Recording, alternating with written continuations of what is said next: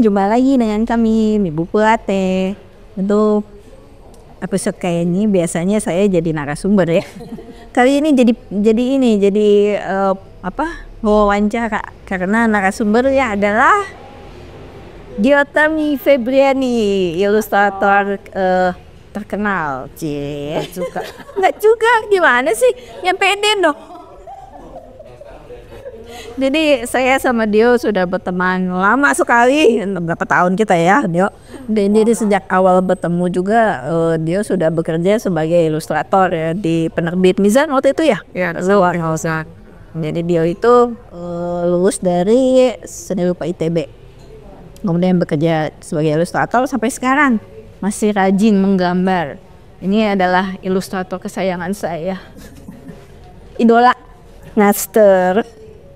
Nah, jadi kenapa kita bawa Dios ke sini sekarang? Itu karena kita ingin membicarakan mengenai penggunaan komik dalam mengkomunikasikan sains.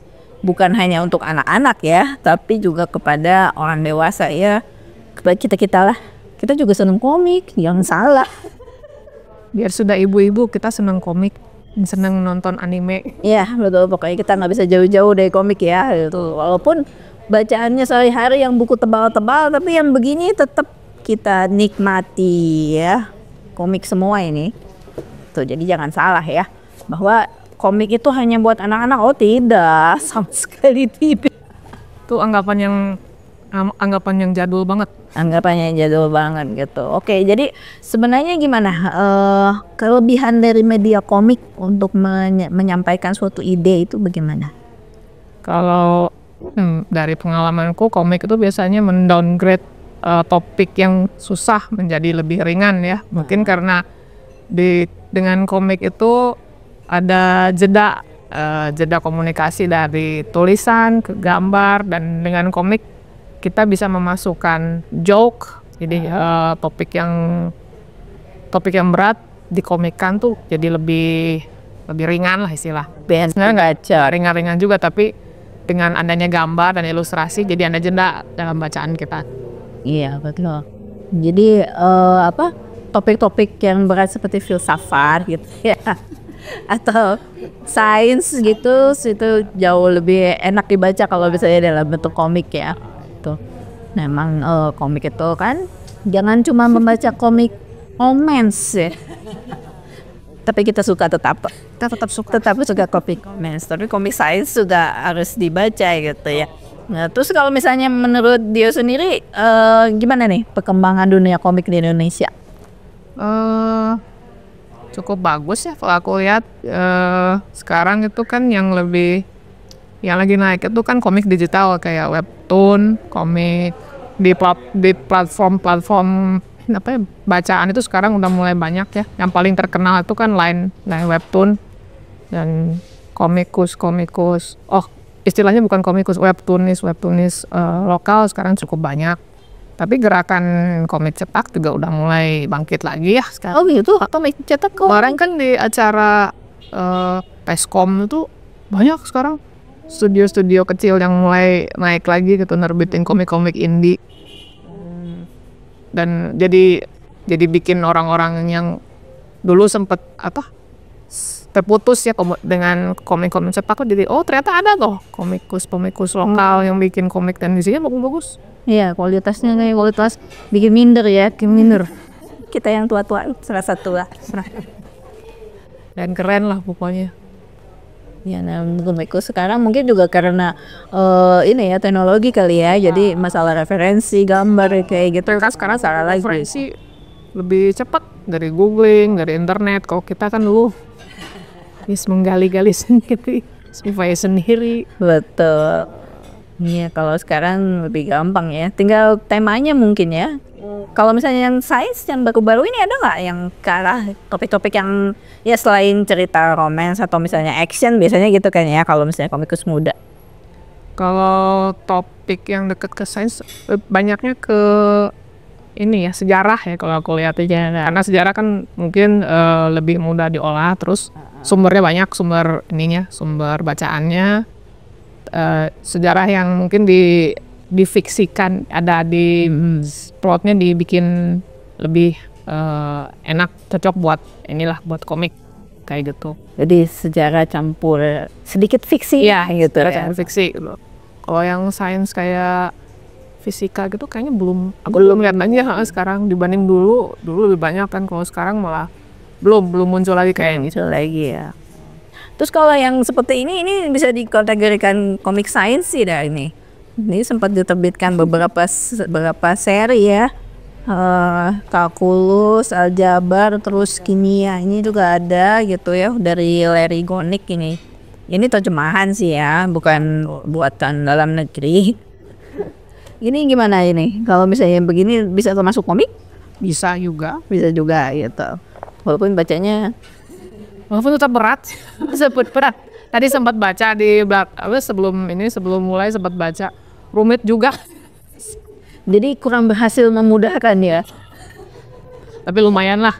Ilustrasinya menarik. Iya betul. Terus ini juga saya punya komik tentang ekonomi. Nah, ini anak saya suka banget ini anak saya gitu. Jadi dia malah mempertimbangkan untuk masuk kuliah ekonomi gara-gara baca buku ini. Ini komik ini. Dan ini lebih, kalau yang ini karena lebih banyak gambarnya jadinya kayaknya lebih enak dibaca ya. Jadi gitu ya, tingkat jumlah gambar gitu ya. Jumlah gambar jadi lebih mendowngrade kesulitan dan itu bercuci mata juga kalau. Kalau ini sih gambarnya nggak terlalu bagus sih, saya kurang suka ya. Tapi jadi lucu gitu, banyak hal lucu yang bisa diceritakan gitu tentang, padahal bahasanya ekonomi lumayan memusingkan. Apalagi ini makroekonomi, jadi membahas ekonomi negara, bukan ekonomi pribadi lagi. Buat orang-orang yang pengen tahu tentang hutang negara, nah boleh dibaca buku ini. Jadi paham gitu kira-kira itu tuh gimana sih, kenapa negara itu sampai harus berhutang tuh bagaimana gitu. Tuh. Nah bisa dibaca gitu. Oke, jadinya ini ya walaupun memang komik itu mempermudah, tapi kita juga tergantung dari bagaimana cara mengolahnya ya untuk menjadi komik, untuk di sebuah komik gitu ya. Nih, terus ceritanya juga perlu dipikirkan supaya nggak terlalu rumit begitu ya. Tergantung target pembacanya juga. Kalau misal target pembacanya anak-anak ya jelas harus dipikirkan gimana caranya biar si topik yang misalnya serius dan rumit ini bisa ditangkap gitu sama anak-anak lewat komik. Kalau aku lihat di buku pelajaran sekarang udah mulai diselipin ya, jadi kayak komik-komik pendek yang menjelaskan tentang beberapa topik. Jadi biar anak-anak jadi ada setelah bacaan-bacaan yang panjang-panjang yang menjelimet, ada komik nih lucu tapi masih berhubungan dengan pelajarannya, misalnya tambahan bahasa Indonesia gitu. Oh itu bagus ya, jadi kalau pelajar itu lebih menyenangkan ya. Iya, walaupun mungkin yang diingat komiknya dong. Sepertinya begitu. Dan seperti komik aja. Masih nempel. Sisanya kemarin ada. Ya begitu ya. Oke, terus kalau misalnya ini ada komik, saya pernah bikin juga ya komik tentang saya. Iya. Ya. Itu dulu aku yang diceritain ini gimana? Ini project udah lama sekali. Ini aku dapat project tahun 2007 dari WWF Indonesia. Ini itu dulu WWF itu minta aku bikin ini untuk mengkampanyekan tentang global warming. Pokoknya mereka cuma bilang kita tuh punya data tentang global warming tuh begini. Full tulisan, nggak ada gambar, dari data semua. Gimana caranya menginformasikan ini semua ke masyarakat dengan cara yang fun. Dia minta pendapatku gimana enaknya gitu. Aku baca sedikit, walaupun dan selimut juga kan isinya data dong kan. Bayang gimana ya, aduh ini aku aja nggak baca sekilas aja nggak tertarik gitu ya. Gimana kalau bentuknya di komik kan? Komik bisa ya? Bisa, tapi mungkin saya perlu waktu buat riset data dulu, karena riset materinya dulu gitu, karena saya kan bukan bidangnya gitu. Saya mesti baca dulu, minta waktu berapa sebulan 2 bulan lah untuk saya baca dulu. Boleh ya udah, jadi aku riset dulu. Sekarang itu anak-anak sekarang googling aja dapat tentang global warming tuh banyak banget. Dulu nggak bisa. Nah, terus gimana tuh jalan-jalan dari satu perpustakaan ke perpustakaan lain? Iya, ada juga yang ke perpustakaan, ada juga ke dulu ada ini, ada CD ensiklopedi, itu sengaja beli buat ini, demi ini tuh, CD tentang ensiklopedi apa aja dunia sampai ke demi nyari topik ini. Terus sama wawancara, ada anak astronomi kan udah bisa apa temen, ya udah jadi modalnya itu Ada untungnya kita kuliah di ITB ya. Jaringannya luas. jadi gitu aja jadi itu. Terus setelah itu pun nggak bisa langsung diolah kan karena data mentah semua. Sepi. Oke, setelah berapa bulan ngejelimet dengan pusing-pusing, akhirnya ya udah, karena ini target marketnya keluarga, harus dibikin maskot. Maskotnya itu aku ambil dari logo WWF yang panda ini. Oh iya, pantesan panda ya. Kasih nama Pando, artinya panda Indonesia. Walaupun panda bukan dari Indonesia, pokoknya gitu. Anggap saja dia lahir di Indonesia. Orang Sunda. Betul, Pando. Orang Sunda. Nah, si Pando ini fungsinya sebagai MC, ya itulah. Dia pemandu dalam komik ini, menceritakan tentang apa sih global warming itu. Ciri-cirinya bagaimana, penyebabnya apa saja, dampak pemanasan global itu apa aja, terus apa yang bisa kita lakukan untuk meminimalisir global warming itu. Ini aku ada ininya juga ya, ada diagram-diagram gini menjadi tambah menarik ya. Hasil dari muter-muter. Hebat. Itu dikerjain sendiri, maksudnya risetnya sendiri, riset gambar sendiri, naskah sendiri, guys. Bikin sendiri. Luar biasa. Memang project yang paling hui banget. Yang paling di gambar mungkin aku nggak masalah, tapi ya itu datanya kan nggak boleh salah. Karena ini WWF, data segala macam harus benar istilahnya, nggak boleh. Terus aku ngedit. Semoga bayarannya cukup itu. Ngedit sendiri sampai ke istilah-istilahnya segala macam. Aduh, nah untung punya banyak, ada temen jadi bisa dimintain bantuan. Ya ampun, ya gini. Dan ini tuh dulu dibagikan gratis di ini stand-standnya WWF. Mungkin ada yang punya juga nih. Siapa tahu. Saya dulu kan aku dulu bahkan nggak kebagian. Ini dikasih sama ini ada temen lah. Ya kebetulan mampir dapat ini 2, kasih buat aku 1. Akhirnya jadi punya ininya, ya arsip dokumentasinya. Oh begitu ya. Jadi memang proses membuat komik, komik sains gitu ya, itu memang nggak semudah membuat komik fiksi ya. Karena harus ada risetnya dulu, dan harus benar gitu ya. Bisa. Ya, mungkin gara-gara itu makanya jarang ada yang mau membuat komik sains ya. Ya kalaupun ada mungkin yang ringan-ringan aja kali ya, yang kayak teori matematik. Ya yang kayak dulu kita ada komik detektif Archie and Maggie ya. Itu kan ceritanya tentang fisika ya. Tentang kasus-kasus yang menggunakan teori fisika sederhana, misalnya kayak teori Archimedes, teori apa. Nah, itu mungkin lebih ringan ya, karena lebih simpel kasusnya juga. Nah, beda sama ini, ada riset sendiri. Aduh, hebat sekali. Kalau zaman sekarang dikerjain udah minta tim itu. Yang riset seorang, yang bikin naskah seorang, dia tinggal gambar doang, maunya begitu ya. Maunya begitu. Kalau dulu dikerjain semua. Oke, jadi makanya tidak banyak yang membuat buku komik sains itu karena risetnya susah ya. Iya sih, ya yang jelas harus punya tim materi sendiri. Iya. Kalau misalnya terus gitu ya, benar harus benar jadinya. Nah, nanti kita malah mengajarkan hal yang salah pada anak ngajarin yang salah, jadi protes nilainya telat. Kalau ketemu sama yang ahli terprotes apa nih salah. Oh iya betul juga ya. Apakah gara-gara itu juga makanya kalau kita lihat ya penerbit-penerbit besar itu lebih senang menerjemahkan saja ya. Karena riset itu kan butuh biaya, tapi pasti itu biaya produksi punya jadi naik. Iya, terus bandingkan dengan buku biasa. Itu kan berarti buku biasa itu mudah, tapi untuk ini mungkin ya biar mempunyai interest sendiri, kemudian harus ada penulis sendiri dari itu ya gambar, edit juga. Iya betul ya, karena kan fakta-fakta sains itu ketika dijalin dalam cerita itu juga harus dipikirkan ya gimana caranya begitu. Kalau misalnya saya baca komik-komik atau jamahan sekarang tuh yang Korea ya, dari Korea apa sih, Y ya, komik Y. Iya, itu sesudah membaca 2 3 buku bosan. Karena pola ceritanya pasti sama dia kayak itu lagi gitu ya. Ya tapi memang itu cara paling gampang ya. Bener, anak-anak lebih cepat ngerti. Buat kita mungkin bosan kan. Iya buat kita bosan, tapi buat anak-anak ya memang cara begitu memang lebih mengerti ya. Jadi menarik gitu ya. Cuma sayangnya begitu ya. Jadi kurang atau misalnya ya kurang perhatian lah kepada membuat komik Indonesia, komik sains Indonesia itu kurang ya.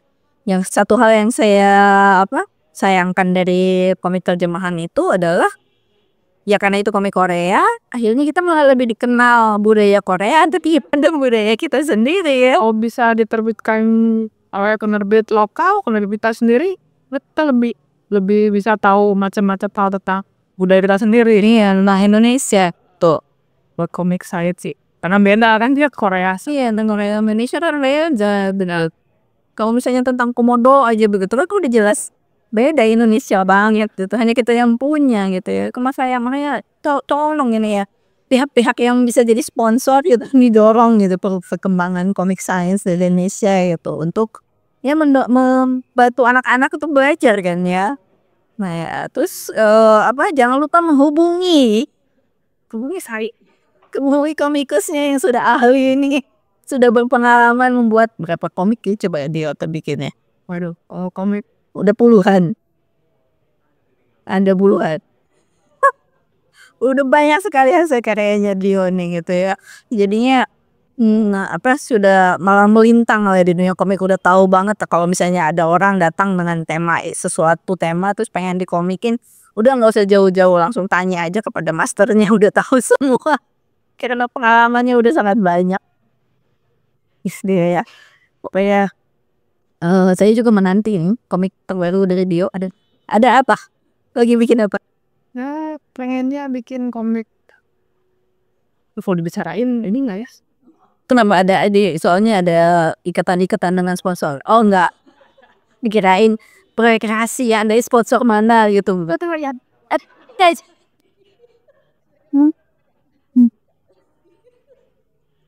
Kita yang ngomongin itu tentang anak autis. Oh gitu. Untuk jadi pengen status ya punya visi pengen negatif awareness tentang autisme dari yang aku rasain sendiri sebagai pelayan anak autis. Iya, jadi Dio ini kebetulan 2 anaknya mengalami sindrom autis ya. Ya, anakku ada yang mengalami autis. Nah, dari sisi ilmuwan kan dan kedokteran klinis udah banyak ya, literasi tentang anak-anak autis. Tapi tentang dari sisi orang tua jarang. Iya betul. Jarang gitu yang diangkat. Dimana perasaan orang tua ketika menghadapi anak-anak, terus apa yang harusnya dia lakuin, terus menghadapi stigma orang tua bagaimana kayak gitu. Bagus sekali. Maupun untuk komik. Masih ngumpulin keberanian, tenaga dan juga modal. Topik harusnya karena topiknya ya ini pasti kalau misalnya dibikin proyek ini pasti melibatkan banyak pihak ya, ada psikolog ya, ada pendidik ya. Tentunya ya. Ada pendidik tiba, pihak psikolog, nokan, ketemu ke. Iya betul ya, dokter kamu. Pengennya dari yang simpel-simpel aja terjadi nanti dia sehari-hari. Pengennya.